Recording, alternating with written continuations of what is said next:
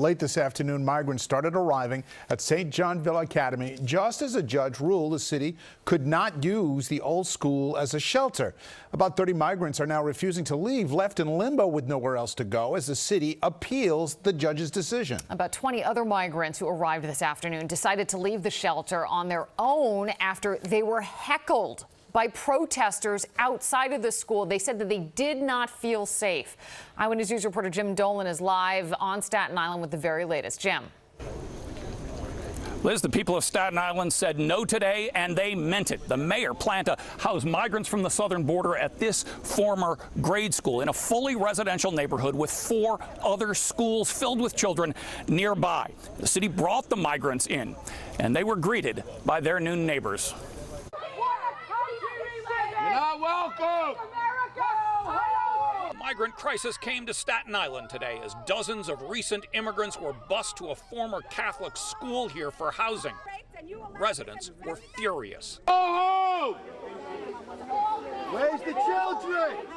You're not welcome! We have an all-girls Catholic high school literally 50 feet from this facility.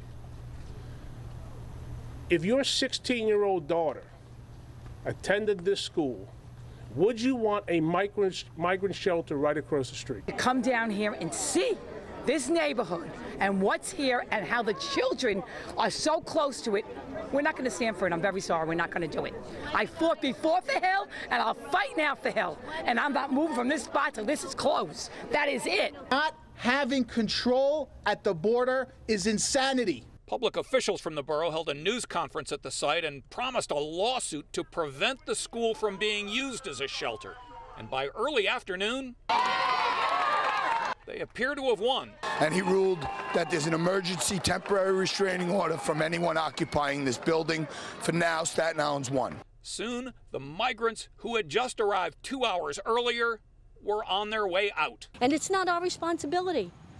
You know, come on. No one's giving me free food. No one's giving me free housing.